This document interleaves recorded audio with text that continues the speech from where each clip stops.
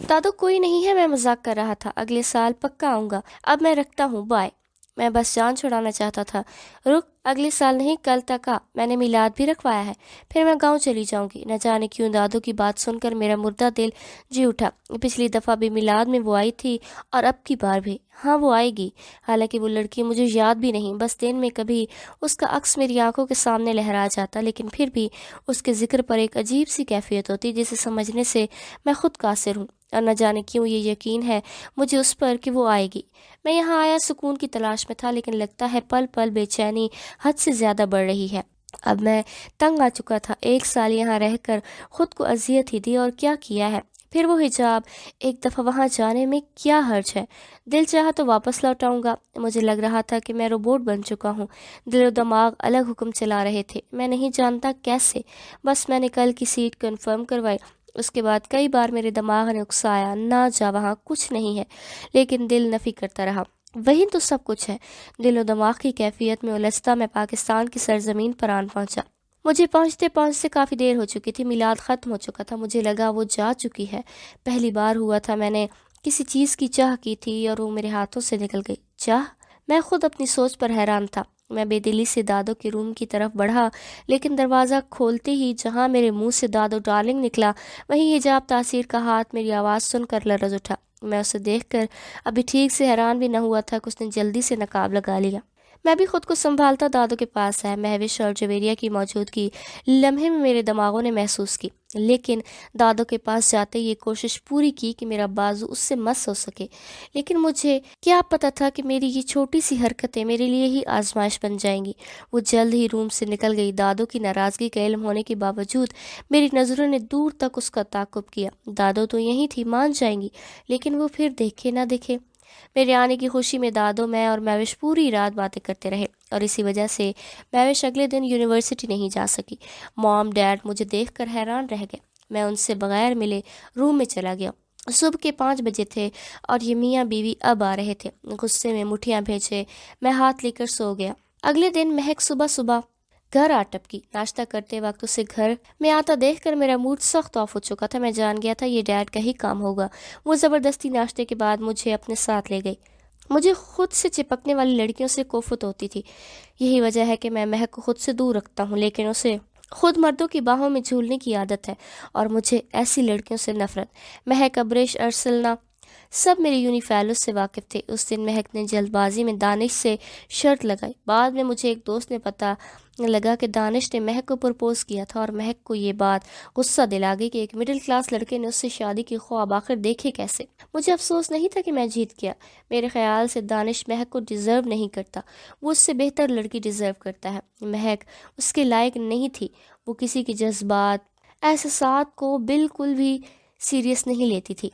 लेकिन उस दिन दानिश की बातें मुझे दिल पर लगी थी। आखिर खेल हार कर कौन खुश हो सकता है। उसने कहा था ज़िंदगी के खेल अजीब है, कभी भी पासा पलट सकता है। और वाकई किस्मत ने एक खेल खेला था जिसमें मैं बुरी तरह हार गया। महक की आदत थी चिपकने की। मैं उससे जितनी दूर जाने की कोशिश करता वो उतना ही मेरे करीब आती। यही वजह थी मैंने उसे डांट दिया, लेकिन फिर उसके कहने पर मैं उस दिन उसे डिफेंस सेंट्रल लाइब्रेरी ले गया, जहाँ मेरी मुलाकात हिजाब तासीर से हुई।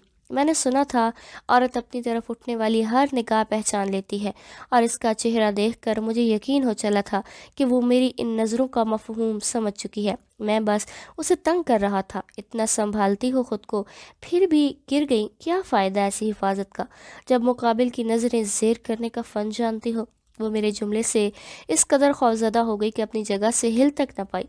न मेरी मौजूदगी उसे होश में ला सकी, न मेरा लम्स। लेकिन अपनी दोस्त की आवाज़ सुनते ही वो तेज़ी से बाहर निकल गए। ना चाहते हुए भी मैं उसके पीछे गया। महक वहीं अभी तक बुक ढूंढ रही थी।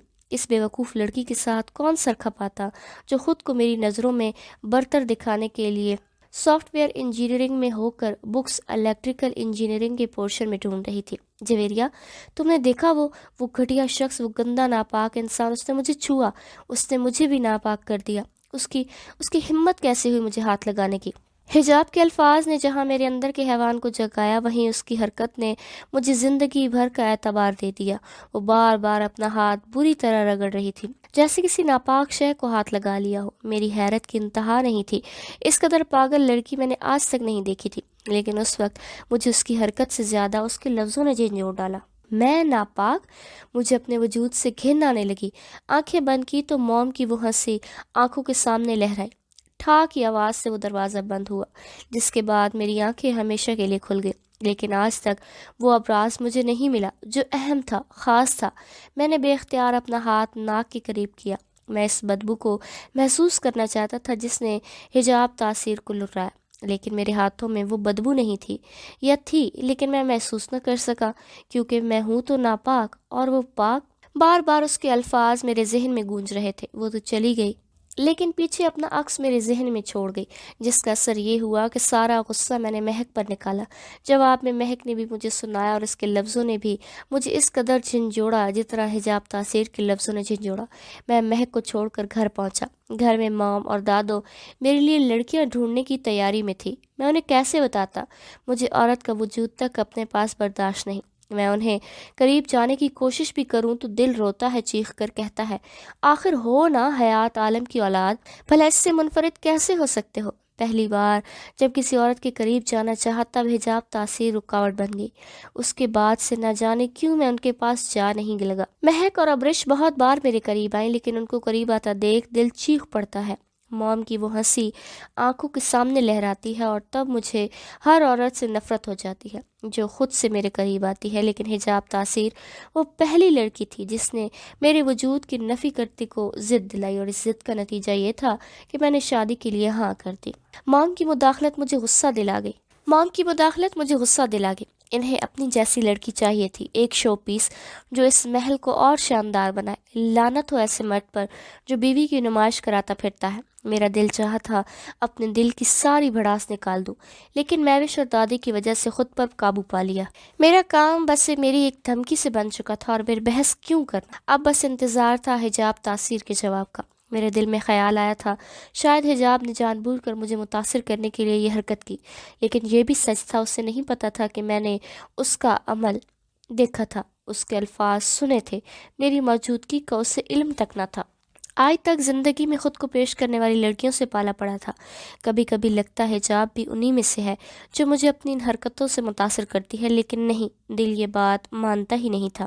مجھے لگا مجھے جیسے امیر بندے کو حجاب تاثیر تو کیا کوئی محلوں کی شہزادی تک رد نہیں کر سکتی، انکار نہیں کر سکتی، لیکن انکار ہوا تھا، عزت افزائی تک ہوئی تھی میری دادوں کی، میری بہن کی۔ وہ پورا دن میں سلگتا رہا، ایک آگ سی جل رہی تھی میرے اندر، اور اس دن بھی کلب جا کر میں نے شراب کا سہارا لیا، لیکن اس دن وہ شراب بھی مجھے دغا دے گئی۔ اور پھر سیم کے الفاظ، میں لاکھ اپنے ڈیڈ سے نفرت کرتا ہوں، ان کے سامنے انہیں برا بھلا کہتا ہوں، لیکن کسی اور کے منہ سے اپنے ڈیڈ کے لیے لفظ تک برداشت نہیں کرتا۔ اس نے غلط وقت پر غلط بات کی جس کی سزا اس سے میرا غصہ دلا گیا۔ میں وہاں سے چل آیا۔ مجھے سیم کی فکر نہیں تھی، میں جانتا ہوں ویٹر انکل کو کال کر کے بتا دے گا، کیونکہ سیم بھی اسی دوزخ سے تعلق رکھتا ہے جہاں میں پیدا ہوا تھا۔ رات بھر میرا وجود کسی انگارے کی مانند جھلستا رہا۔ پوری رات میں ڈرنک کرتا رہا، جس کی وجہ سے صبح دیر سے آنکھ کھلی۔ نیند سے بیدار ہونے کی وجہ سے فون کال تھی، سر ریاض نے مجھے یونیورسٹی بلایا تھا، میرے ساتھ میرے کچھ یونی فیلوز کو بھی انہوں نے بلایا تھا، اور آج وہ کینیڈا جا رہے تھے ہمیشہ کے لیے۔ یہی وجہ تھی آخری بار وہ ہم سے ملنا چاہتے تھے۔ میں بے دلی سے تیار ہو کر نیچے چلا آیا۔ ابھی کار میں بیٹھا ہی تھا کہ میوش کی کال آئی، راضی مجھے یونی سے پک کر لو، ڈرائیور گھر پر نہیں ہے، دادو کو ان کی کسی دوست کے ہاں چھوڑنے گیا ہے، اور میرا کوئی لیکچر بھی نہیں، اور میں بور ہو رہی ہوں۔ اوکے۔ مجھے یقین تھا میوش حجاب سے الگ ہو چکی ہے، وہ میرے معاملے میں بہت پوزیسو ہے۔ ایک بار بھی میری سوچوں کا مرکز وہ بنی دانت بھیجے میں ڈرائیو کرتا رہا۔ لگ رہا تھا کہ ابھی غصے کی شدت سے میرا دماغ پھٹنے لگے گا۔ مجھے سمجھ نہیں آتا کیوں اسے اتنا سوچتا ہوں، تنگ کرتا ہوں۔ اسے سوچتے میں بھی اس جگہ چلا آیا جہاں اس کا چلتا پھرتا وجود تھا۔ کار سے نکل کر میوش کی تلاش میں کیفیٹیریا کی جانب چلا آیا، لیکن وہاں حجاب تاثیر کو ہنستا مسکراتا سموسے کھاتا دیکھ میرا خون گرم ہو گیا۔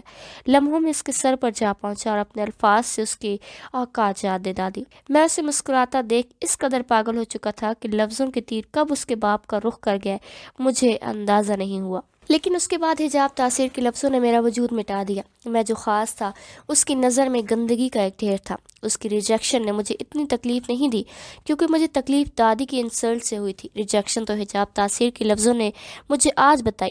مجھے میری اوقات یاد دلائی کہ اس کی انگلی کے برابر بھی نہیں ہوں اور وہ پاک ہے، میں ناپاک، وہ فرشتہ ہے تو میں شیطان۔ وہ مجھے اس قدر گرا چکی تھی کہ مجھ میں نظریں اٹھانے تک کی ہمت نہیں تھی۔ وہاں سب لوگوں کی نظریں مجھ پر تھی اور میں شرمندگی کے باعث سر نہ اٹھا سکا۔ شرمندگی مجھے اپنے لفظوں پر نہیں بلکہ اس کے لفظوں سے ہو رہی تھی، کیونکہ وہ سچ تھا، کڑوا سچ۔ لیکن اس سچ میں حجاب تاثیر کا غرور بھی جھلک رہا تھا، اور اسی غرور نے مجھے مجبور کیا شیطان بننے پر۔ میں دوغلا منافق گنہگار بقول اس کے، پھر دوبارہ گناہ کرنے میں شرم کیسی۔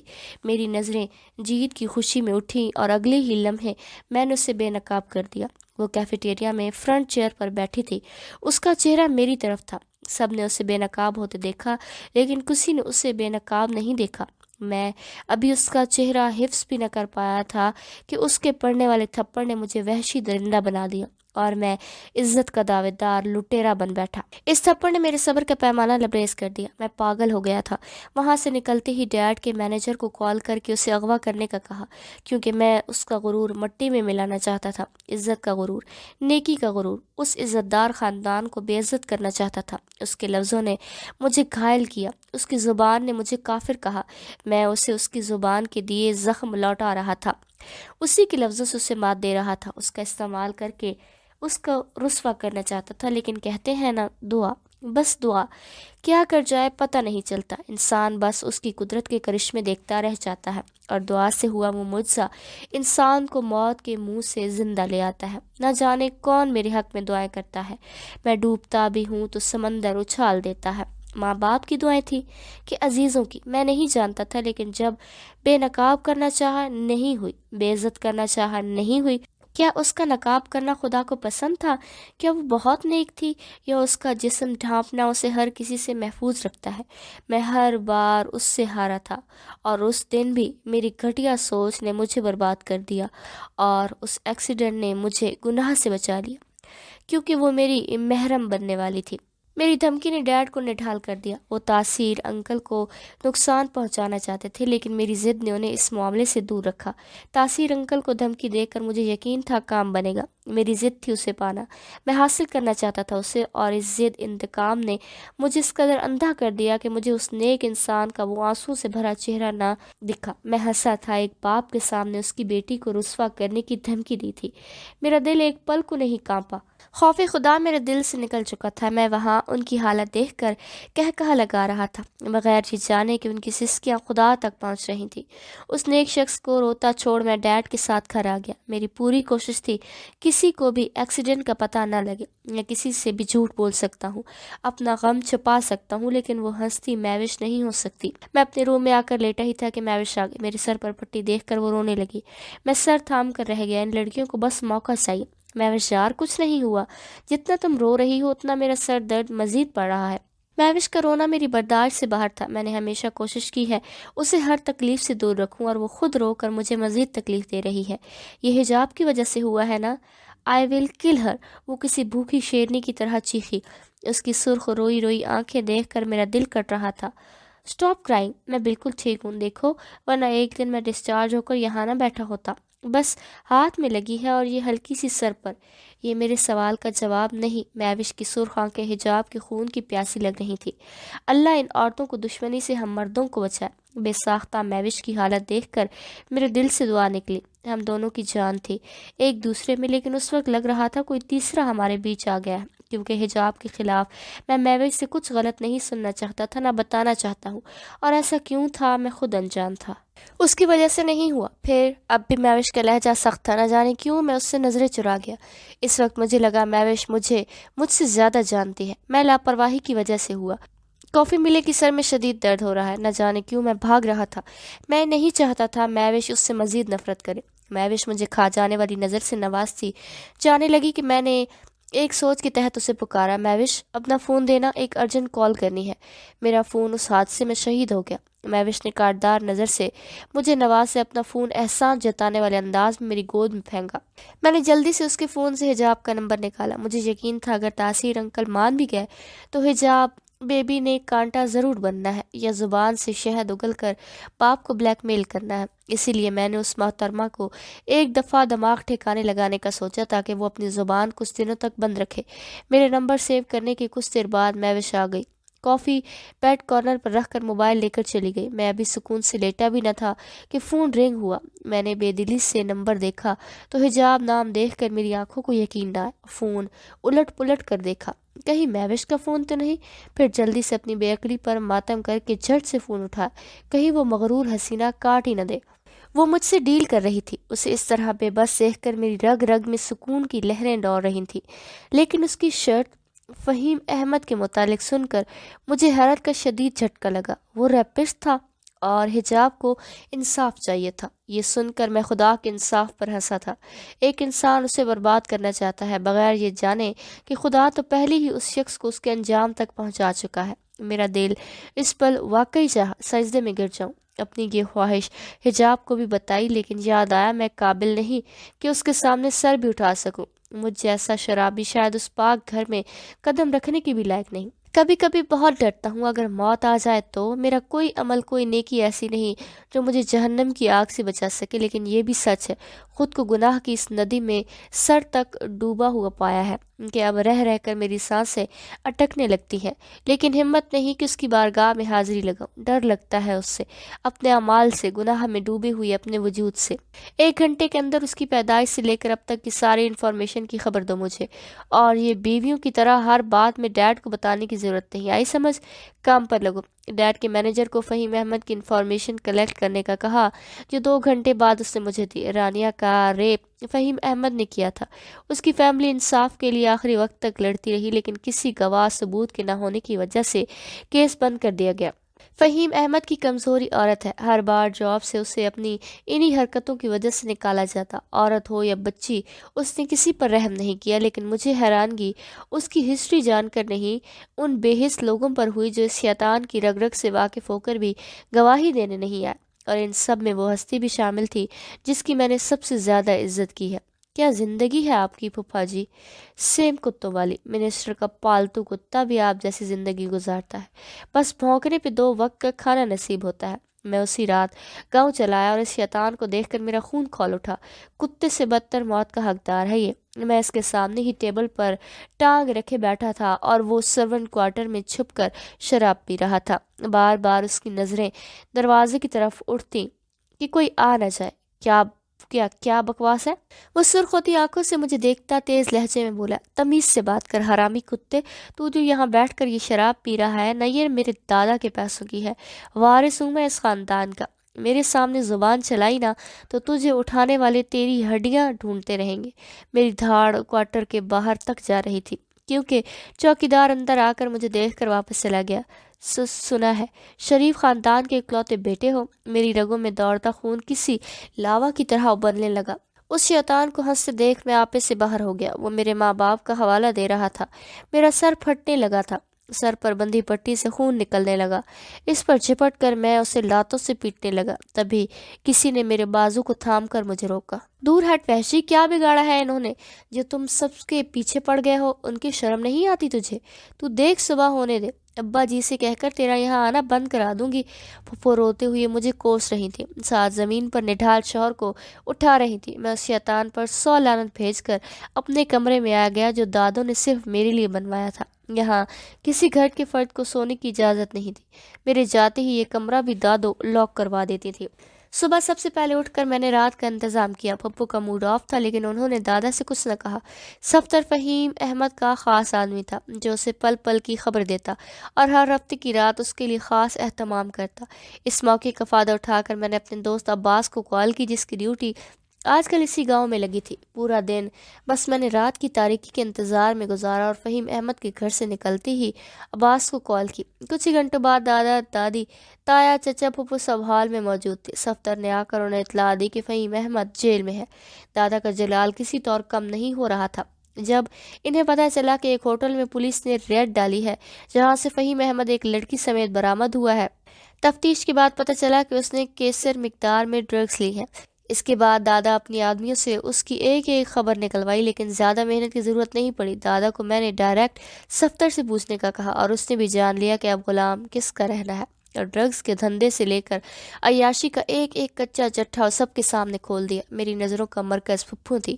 آج شاید انہیں اپنی زندگی کی گزرے ماہ و سال کا افسوس ہو رہا ہوگا جو ایک ایسے انسان کے لیے وقف کر دیا جس نے ان کی دی قربانیوں کا ناجائز فائدہ اٹھایا۔ دادا نے وہیں اس سالوں کے رشتے کو ختم کرنے کا فیصلہ کیا اور ساتھ وہیں محمد کی طرف سے ملا معافی نامہ بغیر پڑھے پھینک دیا۔ پھپھو کو ابھی مزید شرمندہ ہونا تھا۔ پولیس گھر تک چلی ہے۔ دادا نے انہیں دیکھتے ہی صاف کہا، وہیں محمد سے ہمارا کوئی رشتہ نہیں۔ رات کی اس تاریکی میں دادا کی کوئی سورس بھی کام نہ آ سکی اور گھر پر پولیس نے تلاشی شروع کر دی۔ وہ سرچ وارنٹ لے کر آئے تھے اور دادا یقیناً اسی سوچ میں ہوں گے کہ آخر وہ اتنے بے خبر کیوں رہے۔ دادا کو ایک بات معلوم نہیں تھی، کہتے ہیں انسان پریشانی میں دماغ سے کام لے تو ہر مشکل آسان لگتی ہے۔ دادا ہو یا میرے چچا، کسی نے بھی سرچ وارنٹ پڑھا تک نہیں، ورنہ میرا ایئر پولیوشن پر اسائنمنٹ دیکھ کر مجھے اکلوتے وارث کو جائیداد سے بے دخل کر دیتے۔ یہ اچانک ہی مجھے اپنے ڈرور سے ملا تھا جو 5 سال پہلے بنا، یہی بھول گیا تھا اور اسی سے مجھے بلیک منی نکلوانے کا آئیڈیا آیا جو بے شک رسکی تھا۔ خیر گھر کی چھان بین سے تو کچھ ہاتھ نہ آیا، لیکن پھپھو کے روم سے 90 لاکھ برآمد ہوئے جسے دیکھ کر سب کے سوالیہ نظریں پھپھو پر تھیں جو شاید خود انجان تھے۔ پولیس کی ریڈ کے بعد سبھی کمروں میں گم ہو گئے۔ کسی نے پھپھو سے کوئی بات نہیں کی، بس دادا نے طلاق کا حکم سنایا جسے پھپھو نے تابیداری سے مانا۔ شکر ہے دادو شہر میں تھیں، ورنہ ضرور دادا کو بولتی کہ ایک اور موقع دو۔ مجھے یقین تھا ان کے آنے سے پہلے دادا پھپھو کو طلاق دلوا دیں گے۔ کچھ دیر بعد میں پھپھو کے پاس چلا آیا جو اپنی ویل چیئر پر بیٹھی بیٹی کو پانی پلا رہی تھی۔ وہ ایک اسپیشل بچی تھی جو فہیم احمد اور پھپھو کی آنکھوں کا تارا تھی۔ پھپھو ساری زندگی آپ نے خدا سے اپنے شوہر کی بخشش کے لیے دعا کی، کاش اس کی ہدایت کے لیے کرتی۔ یقین جانے کوئی میرے لیے دل سے کرتا اور عمل کرنے کا کہتا، ساری زندگی میں اسے سر پر بٹھا کر رکھتا، لیکن یہ شخص آپ کے قابل نہیں تھا۔ اور سچ بتاؤں، گناہ کو چھپا کر آپ نے بھی گناہ کیا ہے۔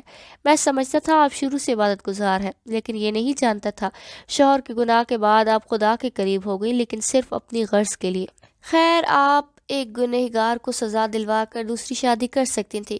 آج آپ بھی ایک اچھی زندگی صحت مند بچوں اور شوہر کے ساتھ گزارتی۔ اللہ سے شکوہ نہ کرنا، یہ تنہائی آپ نے خود اپنے مقدر کا حصہ بنائی۔ اور ایک بات کہوں، آئی لو یو الاٹ، لیکن اس دن آپ سے نفرت ہو گئی جب پتہ لگا عدالت میں آپ نے اپنے شوہر کو بچانے کے لیے ایک پاک عورت پر تہمت لگائی تھی۔ رانیہ کی ماں کو بد کردار کہا تھا اور اس معصوم بچی کو بد کردار ماں کی بد کردار بیٹی کہا۔ میرے پیچھے وہ سسک سسک کے رو رہی تھی۔ مجھ میں ہمت نہیں تھی کہ میں انہیں حوصلہ دوں۔ رانی اور اس کی ماں کا سن کر میرا مضبوط دل تک کمزور پڑ گیا۔ انصاف کے لیے کیا کیا الزامات برداشت نہیں کیے انہوں نے، اور پھپھو عورت ہو کر عورت کو پامال کیا۔ کیا فائدہ ایسی عبادتوں کا جس کے بندے تم لوگ خون کے آنسو رلاتے ہو۔ آج بھی میرے دل سے اس ماں کے لیے دعا نکلتی ہے جس نے رو رو کر انصاف مانگا ہوگا۔ اس پورے واقعے سے مجھے ایک بات سمجھ آئی، امیر عزتیں بیچ کر بھی اس دنیا میں سینہ تان کر گھوم رہے ہیں اور غریب اپنی ہی عزت بچانے کے چکر میں مارے مارے پھرتے ہیں۔ اگلے دن میں خوشی خوشی اس کے گھر پورے باراتی لے گیا، لیکن حجاب تاثیر کے جھوٹ نے مجھے ایک بات سمجھا دی، کتنی ہی نمازی ہو لیکن خود پر بات آئی تو جھوٹ بولنے سے بھی گریز نہیں کرے گی۔ لیکن مجھے زیادہ محنت نہیں کرنی پڑی، اس کے ماں باپ نے خود ہی ہمارا نکاح کر دیا، جس کے بعد میں سینہ تان کر اس کے کمرے میں حق سے آیا تھا۔ آخر میرا بھی تو کمرہ ہے۔ میں وہاں اسے تپانے گیا تھا، احساس دلانے کہ اب وہ میری بیوی ہے، حق رکھتا ہوں اس پر۔ لیکن اس کے لفظوں نے ایک بار پھر میرے زخموں پر نمک چھڑک دی۔ اس سے ملنے کے بعد، اپنانے کے بعد، اس دن بہت دنوں بعد میں پرسکون نیند سویا۔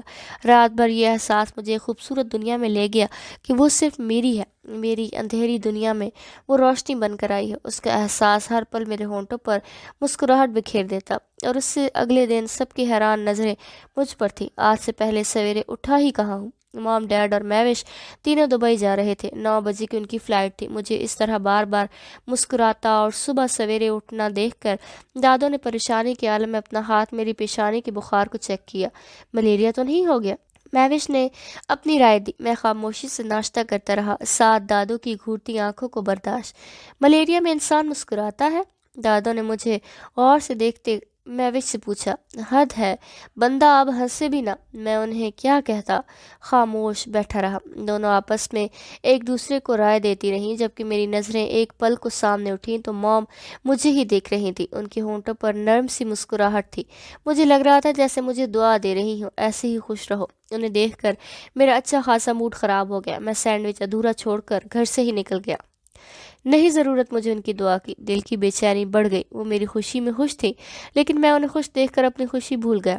کتنا اچھا ہوتا کہ میری وہ ماں ہوتی جنہیں میں اپنا کل کا کیا کارنامہ بھی سناتا۔ اگر وہ میری ماں ہوتی تو کیا میں ایسا ہوتا؟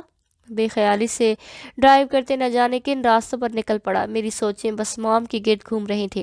مام کی وہ ہنسی میرا دل بند کر رہی تھی۔ کاش میں ذہن کے اس حصے سے وہ یاد مٹا سکتا، وہ لمحہ ان تقدیر کے پنوں سے پھاڑ کر پھینک سکتا، یا کاش وہ سب نہ دیکھتا، کاش میں انجان رہتا، کاش میرا مجرم اور کوئی نہیں بس میری ماں ہے۔ کاش کاش بس ڈیڈ انوالو ہوتے، میری موم نہ ہوتی، میں بڑا ہو کر ان کے لیے دنیا کی ہر دولت کماتا، دن رات محنت کرتا، دنیا ان کے قدم میں ملا کر رکھتا، لیکن وہ انتظار تو کرتی۔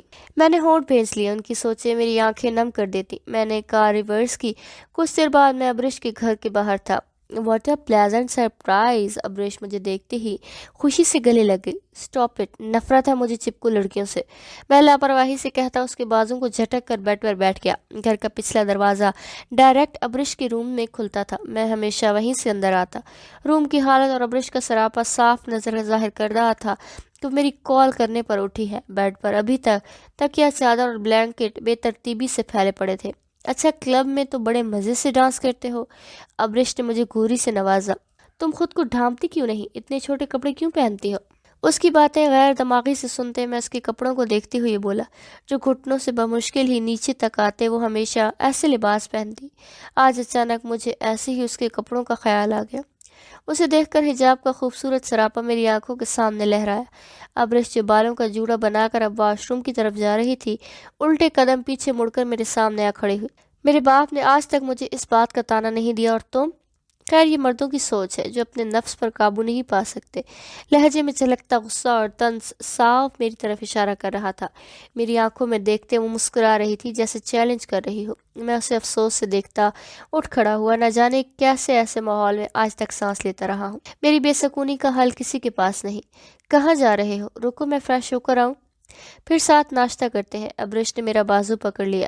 کر کے آیا ہوں، گڈ بائے۔ میں نے ایک نظر اسے دیکھا، پھر نرمی سے اس کا بازو ہٹا کر اس کے گھر سے نکل گیا۔ میرے پیچھے وہ آوازیں دیتی رہی، میں انسنا کر گیا۔ گھنٹوں سڑکوں پر آوارہ گردی کرنے کے بعد میں نے بالآخر حجاب کے نمبر پر کال کی۔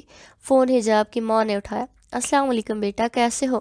دوبارہ آئے ہی نہیں، ہمیں خدمت کا موقع بھی نہیں دیا، اب تو داماد ہو ہمارے۔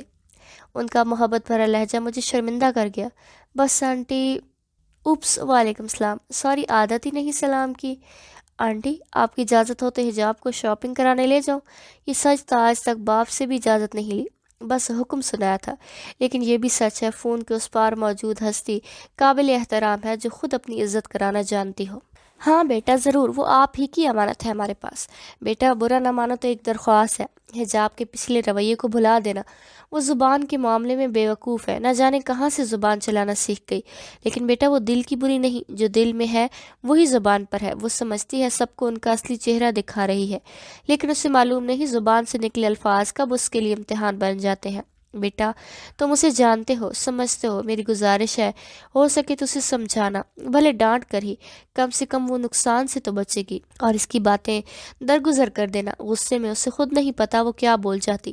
ان کے لہجے سے چھلکتی پریشانی مجھے صاف محسوس ہوئی۔ آنٹی آپ پریشان نہ ہو، وہ میری ذمہ داری ہے، جیسے آپ کے گھر راج کرتی ہے ویسے ہی میرے دل پر حکمرانی کرے گی۔ آپ اسے بھیج دیں، میں ویٹ کر رہا ہوں۔ میں نے کہہ کر فون رکھ دیا۔ میرے الفاظ مجھے خود اجنبی لگے۔ اس دل و دماغ کی جنگ میں ہمیشہ دل جیتا ہے۔ دماغ نے چال چلنی بھی چاہی تو اس دل نے اس چال کو ناکام بنا دیا، اور آج اس دل نے ہی ایک ماں کو پرسکون کر دیا۔ میں اس کے گھر کے باہر کار سے ٹیک لگائے کھڑا تھا، تبھی وہ مغرور حسینہ میری طرف آتی دکھائی دی۔ میرا بگڑا موڈ یکدم ٹھیک ہو گیا، لیکن میں اسے نقاب میں چھپے چہرے سے بھی اس کی ناگواریت کا اندازہ اچھے سے لگا سکتا تھا۔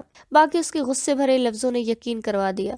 میں نے فہیم احمد کا پورا قصہ اس کے گوش گزار کر دیا، پھر اسے ایک بوتیک میں لے آئے، لیکن اس کی بیزاریت دیکھ کر میرا اچھا خاصا موڈ خراب ہو گیا۔ میں اس کے لیے اس کی پسندیدہ ڈریسز خریدنا چاہتا تھا، لیکن اس کا منہ بنا دیکھ میں نے خود اپنی پسند کا جوڑا خرید کر اسے اس کے گھر چھوڑ کر چلا گیا۔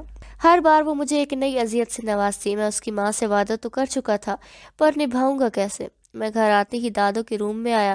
میں جلد از جلد اسے اس گھر میں لانا چاہتا تھا۔ اور میری بیوقوفی ابھی تک دادوں کو کچھ نہیں بتایا۔ میں کافی دیر ان کے پاس بیٹھا رہا، پھر مام ڈیڈ کے آتے ہی رات ڈنر کے وقت سب کو اپنے نکاح کے بارے میں بتایا۔ مام ڈیڈ نے خاص ریئیکٹ نہیں کیا، لیکن مہوش کے چہرے پر جیت کی خوشی دیکھ کر میں نے اگنور کیا۔ میرا ارادہ ضرور تھا اسے بدلہ لینے کے لیے شادی کرنا، لیکن اس کی ماں کی باتیں سن کر اور حجاب کا رویہ دیکھ کر میں سمجھ گیا وہ ایسی ہے نہیں، بس وہی احمد کے واقعے کے بعد خود کو پتھر بنا لیا ہے۔ اگلے دن دادو میرا سر کھا گئیں کہ حجاب کو لے آؤ، بس ایک دفعہ اس سے ملنا ہے۔ دادو حجاب کے اس رویے کے بعد پھر کبھی اس سے ملی نہیں، اور نکاح کی خبر نے تو انہیں پھر سے جوان کر دیا۔ انہوں نے صاف میرے منہ پر کہہ دیا، حجاب خود سے کہے گی تبھی یقین آئے گا۔ سب سے زیادہ خوشی انہیں ہی تھی۔ انہیں خوش دیکھ کر میری خوشی بھی دگنی ہو گئی۔ میں نے فوراً اسے حجاب کو کال کی، لیکن ایک بار پھر اس نے میرا دل توڑا۔ اس سے میرا ساتھ قبول نہیں، میں اس کے لیے شرمندگی کا باعث بنتا ہوں۔ ہمارا نکاح اسے ایک کڑوا گھونٹ لگتا ہے جسے آج تک وہ ہضم نہیں کر پائی۔ کون شوہر ہوگا جسے ہر بار اپنی ناقدری قبول ہوگی؟ نہ جانے کیوں یہ لڑکی میرے دل سے نہیں اترتی۔ ہر بار کٹھور رویہ رکھنے کے بعد بھی اس کا مقام آج تک دل میں وہی ہے، لیکن اب وہ اس مقام سے گر بھی جائے تو مجھے فرق نہیں پڑتا۔ شاید پتھر سے سر پھوڑا ہے میں نے۔ پہلی دفعہ اس دن میں نے دادوں کی خوشی کے لیے جھوٹ کا سہارا لیا۔ میں جو آج تک مام ڈیڈ ٹیچرز کے سامنے دھڑلے سے سچ بولتا رہا ہوں، بغیر کسی ڈر و خوف کے، آج ان کا دل دکھنے کے ڈر سے جھوٹ بولا کہ اب شادی سے پہلے ملنا ممکن نہیں، اور یہ آرڈر حجاب کی ماں کی طرف سے ہے۔ اس کے بعد دن پر لگاتے اڑ گیا۔ گاؤں سے پوری فوج ہمارے گھر آ گئی۔ دادی نے میری دیدہ دلیری پر ڈانٹنے کی بجائے مجھے لگا تھا کہ میرے اس خفیہ نکاح پر ڈانٹ پڑنے والی ہے، لیکن یہاں تو شاباشی مل رہی تھی۔ پھپھو نہیں آئی تھی، لیکن باقی تمام افراد آئے، اس خوشی میں شریک ہونے آئے تھے۔ بعد میں نے چچی کی غیر موجودگی محسوس کی۔ دادوں سے پوچھا تو انہوں نے بتایا کہ وہ وہاں گاؤں میں پھپھو کی وجہ سے ٹک گئی۔ میری شادی نے مجھ سے زیادہ پرشوچ میرے دادا تھے۔ مہندی والے دن باقاعدہ اسٹیج پر آ کر انہوں نے ڈانس کیا۔ مہوش بھی خوشی سے ہر رسم میں حصہ لے رہی تھی۔ سب خوش تھے میرے علاوہ۔ شاید میں بھی خوش تھا، لیکن حجاب کی باتیں رہ رہ کر میرا موڈ خراب کر دیتی۔ بارات والے دن دادا کو ارجنٹ نکلنا تھا۔ دو پارٹیوں کے بیچ سخت لڑائی ہوئی تھی اور فیصلے میں ان کی شرکت لازمی تھی۔ آخر وہ اس سال الیکشن جو لڑ رہے تھے، انہوں نے میرے اور حجاب کے سر پر رکھ کر دعا دی اور چلے گئے۔ ان کے جاتے ہی رخصتی کا شور گونجا تو میں حجاب کا ہاتھ پکڑ کے اٹھ کھڑا ہو گیا۔ ہال کے باہر رک کر حجاب ہچکیاں لے کر رو رہی تھی، کبھی باپ سے گلے ملتی تو کبھی چھوٹے بہن بھائی اور ماں سے۔ میں اسے غور سے دیکھ کر مسکرا رہا تھا۔ حجاب تاثیر وہ لڑکی تھی جس نے پل پل مجھے حیران کیا۔ آج بھی وہ پوری طرح تیار تھی، ہر دلہن کی طرح، لیکن اس نے حسن کی نمائش نہیں کی۔ عورتوں کی موجودگی میں بھی اپنے شانے کے گرد خوبصورت بھاری دوپٹہ اوڑھا تھا، سر پر الگ دوپٹہ گھونگھٹ کی طرح پہنا تھا۔ وہ اپنے رونے کا مشغلہ پورا کر کے میرے ساتھ کار میں آ بیٹھی۔ اسے دیکھتے ہی میں نے اس کا ہاتھ تھام کر محبت بھری سرگوشی کی جو اسے ناگوار گزری۔ وہ خود کو میری گرل فرینڈ سے کمپیئر کر رہی تھی جو کبھی دوست سے آگے نہیں گئے۔ اس کی ناگواریت دیکھ کر میں نے اسے کیفیٹیریا والا واقعہ یاد دلایا۔ بس وہ اتنا کہتی نہ کہ میں جلد بازی یا اپنی بیوقوفی میں بول گئی۔ میں اسے اسی وقت معاف کر دیتا، لیکن اس کا کہنا تھا کہ میں اسی بے عزتی کے لائق ہوں۔ اگر میں لائق تھا تو وہ بھی اس کی مستحق تھی۔ میں ہی تھا جو اسے سر پر بٹھا رہا تھا۔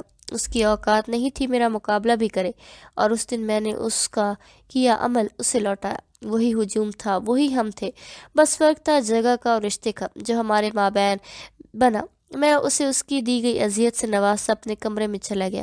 مجھے کوئی پچھتاوا نہیں تھا، وہ اسی لائق تھی۔ میں نے وہ پوری رات ایک دفعہ پھر ڈرنک کرتے گزاری۔ کتنی عجیب بات ہے، وہ پہلا دن تھا جب میں نے ڈرنک نہیں کی۔ ہمارے نکاح والے دن کتنا خوش تھا میں۔ اس کی موجودگی مجھے ہر برے عمل سے بچاتی، لیکن آج اس کے لفظوں نے مجھے واپس میری اندھیری دنیا میں لوٹا دیا۔ ساری رات ڈرنک کرنے کے بعد صبح میری نیند کو موبائل کی بس سے رنگ نے توڑا۔ فون اسامہ کا تھا، وہ رو رہا تھا۔ تاثیر انکل کو ہارٹ اٹیک ہوا تھا، ڈاکٹرز نے سرجری کا کہا ہے۔ وہ بہت ڈرا ہوا تھا، الفاظ ہی اس کی زبان سے اٹک اٹک کے ادا ہو رہے تھے۔ شاید وہ اس وقت کوئی بھی بات سمجھنے کی صورت میں نہیں تھا۔ تبھی اس نے مجھے کال کی۔ اس کی کنڈیشن میں سمجھ چکا تھا۔ نوالا منہ میں بنا کر دینے والا باپ ایک دم سے اس کی ایسی حالت ہو تو کوئی بھی انسان اپنے ہوش و حواس گوا سکتا ہے۔ اسامہ کے ساتھ بھی یہی ہوا۔ میں نے ڈیڈ کے مینیجر کو کال کر کے پیسوں کا انتظام کرنے کا کہا اور خود فوراً سے ہسپتال جانے کے لیے نکلا۔ کل رات کی کوئی بات میرے ذہن میں نہیں تھی۔ ریش ڈرائیونگ کر کے میں وہاں پہنچا تو آنٹی اور ثنا مجھے دیکھ کر حیران رہ گئے۔ میں ان کی حیرانگی کو اگنور کر کے ڈائریکٹ ڈاکٹر سے جا ملا۔ ڈاکٹر کا کہنا تھا انہیں دوسری مرتبہ اٹیک ہوا ہے، فوراً سرجری کرنی پڑے گی۔ پورا دن میں وہیں رہا، رہ کر انکل کا خیال آ رہا تھا اور آنٹی کے سوالات و جوابات نے مجھے شرمندہ کر دیا۔ پہلا اٹیک انہیں 5 سال پہلے اپنے ماں باپ کے مرنے پر پڑا ہوا تھا، اور دوسرا آج حجاب کی پریشانی اور 7 بھائیوں کی لالچ نے انہیں بستر سے لگا دیا۔ رخصتی کے بعد تاثیر انکل کے بھائی ان سے اپنا حق مانگنے آئے تھے۔ بات اس حد تک پہنچ گئی کہ ان کا گریبان تک پکڑ لیا۔ یہ سب سناتے اس کے آنسو کسی ندی کی طرح بہہ رہے تھے۔ پھر ان کے اگلے سوال نے مجھے جی بھر کی شرمندہ کیا۔ انہوں نے مجھ سے حجاب کا پوچھا اور ساتھ ہی گزارش بھی کی کہ اسے نہ بتاؤں، وہ جذباتی ہے، ان سے لڑے جا پہنچے گی۔ پورے دن میں پہلی بار مجھے اس کا خیال آیا۔ کل رات کا رویہ اور تاثیر صاحب کی یہ حالت، نہ چاہتے ہوئے بھی کل کے رویے پر مجھے خود پر غصہ آ رہا تھا۔ اگر وہ شیر ہے تو میں سوا شیر، دونوں ایک دوسرے کو توڑ دیں گے۔ نہ رکتی وہ ہے نہ میں باہر کینٹین سے سب کے لیے جوس سینڈوچ لے کر آیا۔ میرے اصرار پر انہوں نے تھوڑا بہت کھایا۔ 3-4 گھنٹوں بعد پریشانی سے ٹہلنے کے بعد تاثیر انکل کی سرجری کی کامیابی کا سن کر تینوں سجدوں میں گر گیا۔ ان کی آپسی محبت دیکھ کر ایک ہوک سی میرے دل سے اٹھی۔ میں نے آنٹی کو اپنے وکیل سے ملنے کا کہا، لیکن وہ تو کیس کا سنتے ہی توبہ کرنے لگی۔ ان کا کہنا تھا کہ ایک فلیٹ ہے جو بہت پہلے تاثیر انکل نے اپنی زندگی بھر کی جمع پونجی سے خریدا ہے، وہ بیچ کر انہیں ان کا حق دے دیں گے، حالانکہ کافی رقم وہ لوگ ان سے ہتھیا چکے ہیں۔ مجھے ان کی بات ہضم نہیں ہوئی۔ نقصان دونوں کی طرف سے انکل کا ہی تھا۔ بھلا زندگی بھر کی محنت یوں لمحوں میں ضائع کرنا صحیح ہے؟ رات ہوتے ہی آنٹی نے زبردستی مجھے جانے کا کہا۔ میں اسامہ اور ثنا کو ان کے گھر ڈراپ کر کے اپنے گھر چلایا۔ آنٹی کا وہیں رکنے کا ارادہ تھا، لاکھ اصرار کرنے پر بھی وہ گھر نہیں گئی۔ گھر پہنچتے ہی میری ٹکر دادو سے ہوئی، لیکن میرے بےتاب نگاہیں حجاب کو ڈھونڈ رہی تھی، اور جیسے ہی نظروں نے اس تلاش گمشدہ کی تلاش مکمل کی، ان نگاہوں کو قرار آیا۔ میں اسی لیے کمرے میں آ گیا، لیکن ہم دونوں کی اس تکرار میں وہ میدان چھوڑ کر بھاگ گئی۔ رات بھر میں سلگتا رہا، لیکن اگلے دن میں نے سوچ لیا تھا کہ اب یہ چوہی بلی کا کھیل ختم۔ میری بیوی بنتے ہی وہ خود سدھر جائے گی۔ میں نے اسے یقین دلایا تھا کہ اب اس کی عزت کروں گا، لیکن میرے چھونے سے اسے کراہیت محسوس ہوتی ہے۔ میں اس کی ہر بات انسنی کرتا اسے اپنی روح میں بسا چکا تھا۔ ہاں، وہ میری ہو چکی تھی، ابراز کی، صرف ابراز حیات کی۔ لیکن اس سب کے بعد حجاب کا رد عمل دیکھ کر میں حیران رہ گیا۔ کوئی اس قدر پاگل ہو سکتا ہے؟ وہ مجھے کہہ رہی تھی کہ میں کس گناہ کی سزا ہوں۔ میں اس کی زندگی میں آیا ہوں، میں اسے بتانا چاہتا تھا میں اس کی زندگی میں کبھی حرام رشتہ نہیں بنایا، لیکن اسے دیکھ کر اس وقت مجھے بس ایک بات یاد آئی، حجاب کی۔ میں نے اسے احساس بھی دلایا، لیکن وہ ہوش میں کہاں تھی، لہرا کر میری باہوں میں آ گری۔ میں اس کا خیال رکھنے لگا، اسے تنگ کرتا، لیکن حد سے زیادہ نہیں۔ وہی تو میرے گھر آنے کی خوشی بن چکی تھی۔ میں آفس جانے لگا تھا، ایک دم سے روٹین شادی شدہ مردوں والی ہو گئی تھی۔ میں خود حیران بھی تھا، خوش بھی۔ کہاں عورتوں سے نفرت کرنے والا اب گھر بسا بیٹھا تھا۔ اس دن آفس میں ڈیڈ کی ٹیبل پر ایک کانٹریکٹ کی فائل ملی۔ میں سمجھ تو گیا تھا یہ عام ڈیلنگ نہیں، لیکن بعد پتہ کیسے لگے؟ تب ڈیڈ کے مینیجر کا مجھے خیال آیا۔ اس نے بتایا نکاح والے دن صبح مام اور ڈیڈ میوش کو لے کر ایک بزنس پارٹی اٹینڈ کرنے گئے تھے، ایسے کہ مجھے کانوں کان خبر نہ ہو۔ میوش تک نے مجھ سے جھوٹ بولا۔ وہ پاگل نہیں جانتی تھی کہ اسے ایک ایسی اندھیری کھائی میں دھکیل رہے ہیں جہاں صرف تنہائی ہے، وہاں انسان نہیں حیوان ہے۔ ڈیڈ کے مینیجر سے ہی مجھے پتہ لگا اس میٹنگ کا اصلی مقصد میوش کا تعارف کرانا تھا، اور میوش یقیناً خود اس بات سے انجان تھی۔ اور آج رات بھی ایک ڈنر پارٹی ہونی ہے جہاں وہ لڑکا جنید میوش کو دیکھ کر آخری جواب دے گا۔ ان دونوں کی ابھی ملاقات نہیں ہوئی، بس جنید کے ماں باپ نے میوش کو دیکھ کر ہاں کی امید دلائی، مام ڈیڈ کو۔ ڈیڈ یقیناً اس کا برا نہیں چاہتے تھے، بس ایک امیر خاندان میں اپنی بیٹی دینا چاہتے تھے جہاں وہ ساری زندگی عیش کرتی، لیکن یہ گارنٹی نہیں تھی کہ وہ شخص حیات عالم سے مختلف ہے۔ وہ حیات عالم نہیں بنے گا، بیوی کی نمائش نہیں کرے گا۔ یہ سب ڈیڈ نے نہیں سوچا، بھلا سوچتی بھی کیسے؟ ان کے دماغ میں آتا کب؟ تب آتا جب خود دودھ کی طرح دھلے ہوئے ہوتے۔ گنہگار بندے کو گناہ دکھتا کہاں ہے؟ شراب ان کے لیے حلال ہے تو ان کی نظر میں ہر پینے والے کے لیے حلال ہے۔ یہ سب سن کر بمشکل غصہ ضبط کرتے میں گھر پہنچا، کسی کو اپنی اندرونی حالت ظاہر نہیں ہونے دی، بس رات کی تاریکی کا انتظار تھا۔ ڈیڈ نہیں جانتے تھے جن لوگوں کو پیسہ دے کر وہ خریدتے ہیں، میں نے انہی کی پیسوں سے دگنی قیمت پر خریدتا ہوں۔ آخر اولاد کو چلنا تو ماں باپ کے نقش قدم پر ہی ہوتا ہے نا۔ جب باپ آگے ہے تو بیٹا کیوں پیچھے رہے؟ میں گھر آ کر سب کے ساتھ ڈنر کرنے لگا۔ کب کا میرا ضبط کیا ہوا غصہ مہوش نے باہر نکالا، اور اس غصے میں میں نے شاید حد پار کر لی۔ مہوش کو کبھی بھی مجھ سے ایسے رویے کی امید نہیں تھی۔ اسے غصے نے جہاں نقصان کیا وہاں فائدہ۔ پارٹی میں کوئی نہیں گیا اور ڈیل بھی کینسل ہو گئی۔ یہ خبر اگلی صبح مجھے مینیجر نے دی۔ یہاں کے لوگ کھوکھلی عزت کے معاملے میں شیر ہے۔ ڈیڈ کا نہ آنا انہیں اپنی بے عزتی لگا، اور ڈیڈ کا جانا یقیناً مجھے اچھا نہیں لگتا تھا، اور اسے اچھا نہ لگنے کی صورت میں اس وقت شاید میں دبئی میں ہوتا۔ اس رات میں سویا نہیں تھا کیونکہ مہوش نہیں سوئی تھی۔ میں گیا تھا اس کے کمرے میں، وہ اوندھے منہ بیڈ پر لیٹی بے آواز رو رہی تھی۔ مہوش، میں نے قریب جا کر اس کا کندھا ہلایا۔ وہ سیدھی ہو کر چیخ اٹھی، کیوں آئے ہو میرے روم میں؟ Get lost! وہ دروازے کی طرف اشارہ کر کے مجھے نکل جانے کا کہہ رہی تھی۔ میں نرمی سے اس کے پاس بیٹھا، سر ہاتھوں میں گرائے۔ میں بے بسی کے انتہا پر تھا۔ میں اندھیری گلیوں کا مسافر ہوں مہوش، ایک عرصے سے مردہ وجود تھا میرا جو بس بے مقصد جی رہا تھا۔ نہ سکون تھا نہ جینے کی خواہش، لیکن اس کے آنے سے میں جی اٹھا ہوں، ہنسا ہوں، پرسکون رہا ہوں۔ سکون ہے وہ میرا، اگر وہ گئی تو میں واپس اس اندھیری گلی میں کھو جاؤں گا جہاں صرف اندھیرا ہے، باہر آنے کا کوئی راستہ نہیں۔ لیکن میں گیا تو لوٹنا بھی نہیں چاہوں گا، کیونکہ اس کے بنا مجھے یہ بھیانک دنیا اس اندھیر دنیا سے زیادہ خوفناک لگتی ہے۔ میرے چہرے پر ویرانی اور لہجے میں گلٹی نمی اسے پریشان کرنے کے لیے کافی تھی۔ میری بے بسی کا اندازہ کوئی نہیں لگا سکتا۔ پا کر بھی دوری کتنی جان لیوا ہوتی ہے، کوئی راضی سے پوچھے جو پل پل سلگتا ہے۔